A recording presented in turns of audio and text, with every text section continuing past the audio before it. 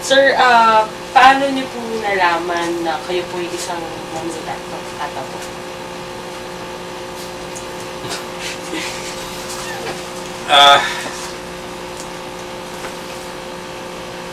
No, nasa grade 6, merong composition akong sinulat at nagbabasa ng teacher ko, sabi niya, gusto niyang tiyakin ko ako mismo sinulat. So, that was in English. So,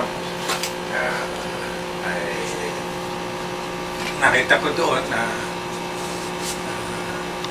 meron pala akong kakaibang kakayahan na hindi kakayahan ng mga kaklase ko.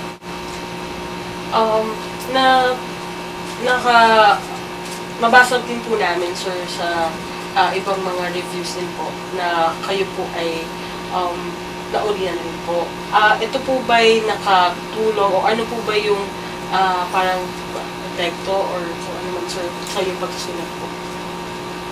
Well, masyadong maaga pa sa buhay ko ng aking ulilan. Tatay ko, 1 year old ako, nanay ko, 5. So, wala akong nakita koneksyon sa aking pagsusulat at doon sa naging buhay ko na aking ulilan.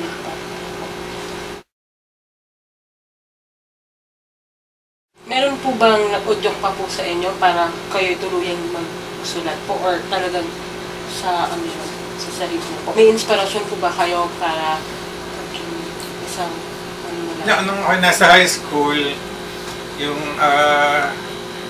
teacher ko sa English, binibigyan niya ako ng mga babasahin na higit na mahirap kaysa babasahin para sa mga kapwa ko estudyante. So, bale, doon nakita ko na binibigyan niya ako ng background para maging isang mahusay tungkol sa literature. Kailan po kayo nagsusulat? Tuwing kailan po kayo, may mood po ba kayo na magsusulat? Wala. Akala merong espasyo, panahon, saka kayo magsusulat. Pero nung mga bata-bata pa po kayo, sir, meron po ba talaga kayong habit or may mga mood po ba kayo na kung kailan kayo sa morning po ba or afternoon or hindi po ngayon na kung may espasyo? well, kadalasan sa gabi ako nagsusulat. Tahimik. Walang mga taong humihingi ng aking atensyon. Basta, pagkagabi, mas may panahon ako magsulat.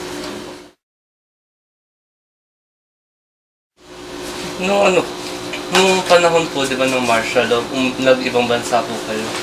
Yung Japan po. Oo. Paano po kayo, ano po yung mga ginagawa niyo doon na nakatulong sa bansa natin? Hindi ako nakatulong sa bansa. Anyway, nung ako'y nasa Japan ako, nagturo ako sa Osaka University of Foreign Studies.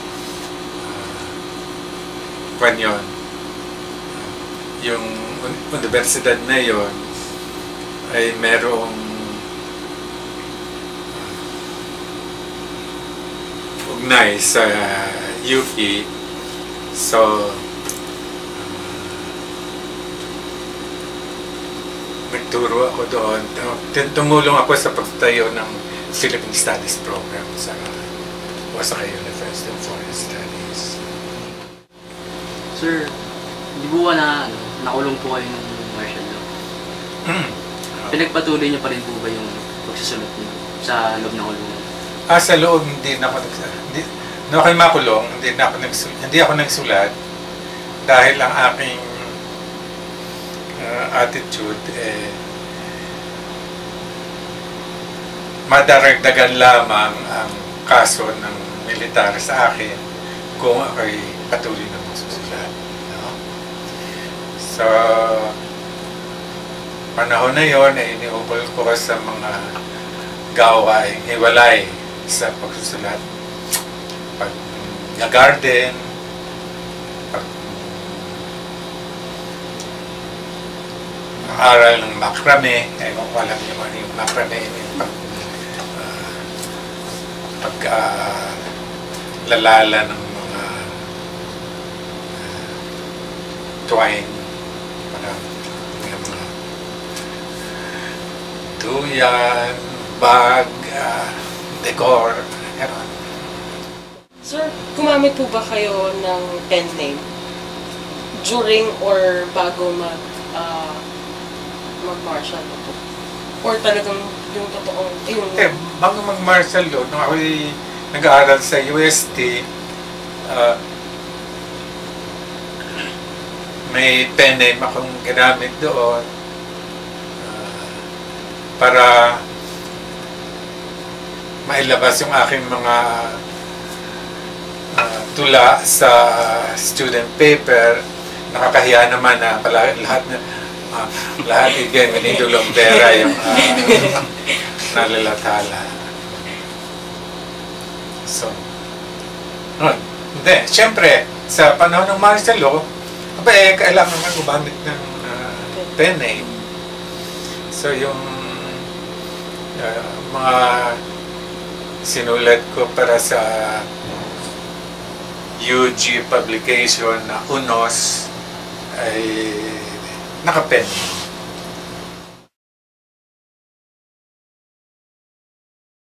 Doon po sa tulang nabosesan. Sir, paano po yung, ano po, nabuo po, yung tunang po ngayon?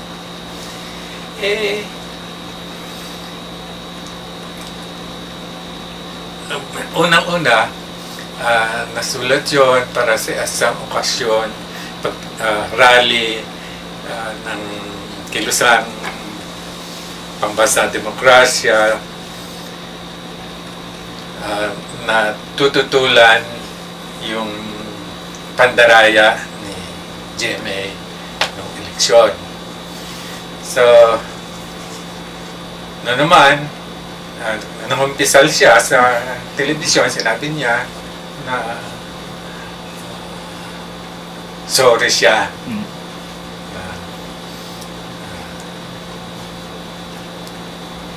Nakipag-usap siya kay kay Garci. Sinabi niya yun. So, sorry daw siya. So, katapos noon, hindi na siya sorry.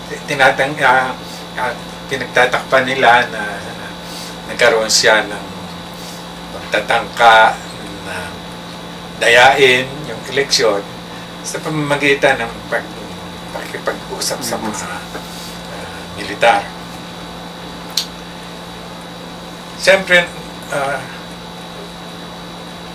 nakakainis yun. I mean, putangin na talaga itong presidente nito.